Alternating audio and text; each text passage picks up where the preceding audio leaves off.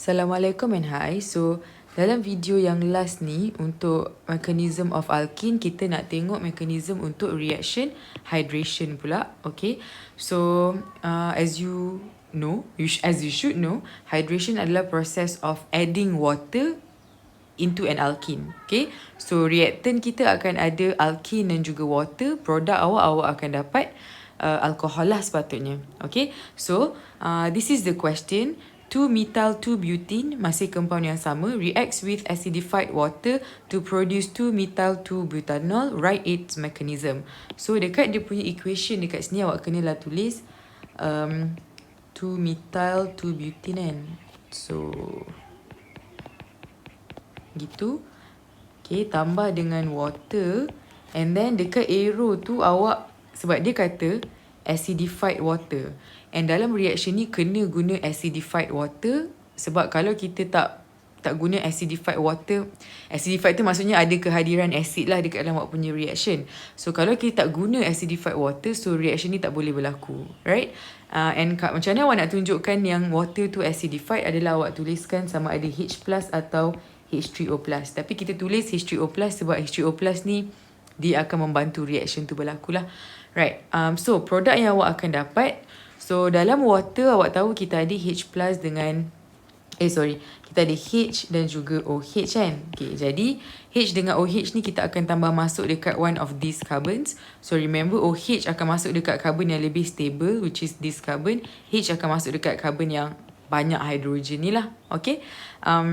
So produk yang awak akan dapat dekat sini adalah CH3, C, CH3, OH, CH2, CH3.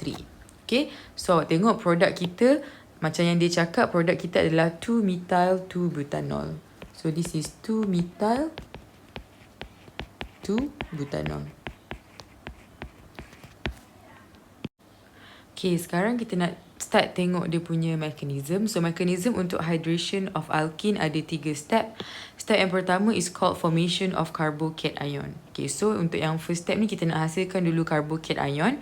Dekat mana nak hasilkan carbocation tu? Kita nak hasilkan carbocation dekat awak punya alkene ni. Right. So untuk step yang pertama, kita perlukan bantuan H3O+. H3O+ tu adalah acid yang kita guna sebagai reagent tu. Sebab tu perlunya kehadiran acid. Sebab menggunakan acid ni lah baru reaction tu boleh start. Okay. Right. So kalau awak tengok dekat sini, H3O+, right, dalam H3O+, kita ada oksigen yang bercharge positif. So bila oksigen bercharge positif, that means dia ni tak cukup elektron. Right? Yep. So dia kekurangan elektron. And kita punya alkene pula, macam yang awak semua tahu, dia adalah kaya dengan elektron. Jadi, untuk kita startkan dia punya reaction tu, okay, sebab kita nak hasilkan carbocation kan. So dia ni, elektron yang dekat double bond tadi akan attack hydrogen dekat sini. Okay. And then bond antara oksigen dengan hydrogen yang ada elektron tu, dia akan bagi elektron tu kepada oksigen. Okay. So apa yang berlaku dekat sini, bila this double bond attack hydrogen, maksudnya apa? Maksudnya dia akan, one of the carbons akan dapat hydrogen kan. Okay. Lepas tu bila yang ni positive charge menerima elektron, this whole thing akan keluar sebagai water molecule. Okay, sebab dia ni tak cukup elektron. Lepas tu dia pula terima elektron daripada this bond. So bila dia terima elektron means dah cukup elektron. So dia boleh dibuang sebagai water molecule. So this is your product yang awak akan dapat. CH3, C, CH3. Okay, double bond dah tak ada sebab kita dah attack hydrogen tadi. Okay, and then this carbon akan dapat hydrogen yang kita attack tadi tu. Dan dia akan H2O+ tadi lepas terima elektron dia akan keluar sebagai water. Okay, so kenapa carbon yang ni yang dapat hydrogen? Tengok, carbon ni yang dapat hydrogen disebabkan oleh yang Markov-Nikov rule tadi tu. So hydrogen dia akan masuk hydrogen yang ni lah. So hydrogen dia akan masuk dekat carbon yang dah ada hydrogen ataupun yang ada lagi banyak hydrogen. So sebab tu kita pilih carbon yang ni. But then what happens to this other carbon? Dia dah jadi carbocation. Sebab tu the first step dekat sini kita panggil sebagai formation of carbocation. Right? So itulah kegunaan H3O+ dalam awak punya reaction untuk startkan reaction yang pertama, step yang pertama ni. Okay. And then step yang kedua is formation of protonated alcohol. Okay, so sekarang ni kita dah ada carbocation kan. And tadi dalam reaction ni sepatutnya kita punya alkene react dengan water. Tapi dalam first step tadi kita baru je pakai H3O+. Kita belum pakai lagi water molecule. Okay, so dekat second step ni yang baru kita akan pakai water molecule. Okay, dalam step yang kedua, memandangkan kita nak reactkan carbocation yang kita hasilkan daripada first step tadi kat sini ni, kita nak reactkan dengan water. So awak tengok dekat carbocation kita ada this carbon dengan charge positif. So carbocation is an electron poor species. So dia takkan boleh attack sesiapa sebab dia tak cukup elektron, right? Jadi sebab itulah kita ada water. So water dia ni dekat oksigen ada dua lone pair. And kalau awak ingat, water dia boleh exist as both nucleophile dengan electrophile. So dalam kes ni dia akan act as nucleophile sebab yang kawan ni tak cukup elektron. Jadi dia cukup elektron lah sebab ada oksigen dekat sini ni. Okay, so apa yang akan berlaku bila dia cukup elektron is dia akan attack dekat bahagian yang tak cukup elektron. Bila dia attack means dia akan buat bond dengan orang tu. Okay, so apa yang akan berlaku is, okay, make sure arrow awak datang daripada oksigen sebab oksigen yang ada elektron untuk diberi sekarang ni. So arrow daripada sini. Okay, pasal awak nak attack siapa, awak akan attack the carbon. So bila dia attack that carbon, maksudnya dia this oxygen. Okay, bukan oksigen je lah, the whole thing. Tapi yang akan bond dengan this carbon adalah oksigen. So produk yang awak akan dapat adalah CH3, CH3. Okay, oksigen. Lepas tu kita ada H. Macam tu. Okay, itu yang akan terbentuk selepas dia ni attack carbon dekat sini. Right. Okay, so sekarang ni bila oksigen dia dah bagi elektron dia untuk buat bond dengan carbon, dia dah share elektron ni dengan carbon. So what happens to its electron?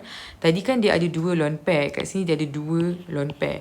Tapi bila dia dah attack carbon, so maksudnya dia dah gunakan sepasang lone pair ni, sepasang elektron untuk buat bond. Okay, sebab dekat oksigen dengan carbon sekarang ada sepasang elektron kan, ada dua elektron dekat sini. Elektron ni datang daripada lone pair yang oksigen punya tadi. So sekarang dia tinggal berapa lone pair kat sini? Dia tinggal satu je lone pair. That means ada dua elektron lah. So bila oksigen tu dah bagi elektron dekat carbon tadi, menyebabkan dia ni pula tak cukup elektron. So dia akan ada charge positif. Okay, sebab tu the second step is called formation of protonated alcohol. So inilah dia protonated alcohol tu. Sebab ada proton dekat atas oksigen, ada positive charge dekat atas oksigen. Okay. And then that brings us to the third step, which is elimination of H+. Right, so let's see how nak buat this step. Okay, so macam mana kita nak hilangkan positive charge? Sebab kalau perasan sekarang, dekat this carbon, kita dah ada H2 dengan O. So, kita kena buang salah satu hidrogen ni so that dia boleh jadi OH. Jadi, bila dia ada OH dekat situ, dia dah boleh dah jadi alkohol. Produk yang kita nak tu. Okay?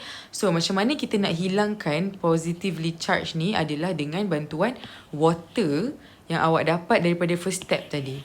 So, kalau awak ingat, this water, dia berasal daripada H3O+ ion. Tadi kita pinjam dia punya H+, sebab nak startkan this reaction. Tapi sekarang ni, kita dah tak perlukan dah lagi H+ tu, sebab tu kita nak eliminate H+. Right? Jadi, kita panggil semula water yang kita hasilkan daripada first step tadi untuk ambil balik dia punya H+. Okay? So, dekat sini kita ada positively charged oxygen. Means bila dia positive charge, dia adalah kekurangan elektron. Lepas tu kita ada pula water molecule dekat sini. So bila dia water molecule, dia ada dua lone pair dekat atas oksigen. That means dia terlebih elektron. So apa yang dia akan buat is, sesiapa yang lebih elektron akan attack orang yang tak cukup elektron. So apa yang dia akan buat adalah, and memandangkan nama dia elimination of H+ kan. So dia akan attack dekat hydrogen. Okay, so make sure your arrow comes from the oxygen. Okay, so awak pilih lah mana-mana hydrogen. Kita ada 2 hydrogen. So, dia attack the hydrogen. Kalau dia attack means dia akan buat bond dengan hydrogen tu. Lepas tu, what happens to the electron in between oxygen dengan hydrogen? Dia akan bagi semula dekat oxygen. So, bila oksigen yang tak cukup elektron tadi terima elektron, apa jadi dekat dia sekarang?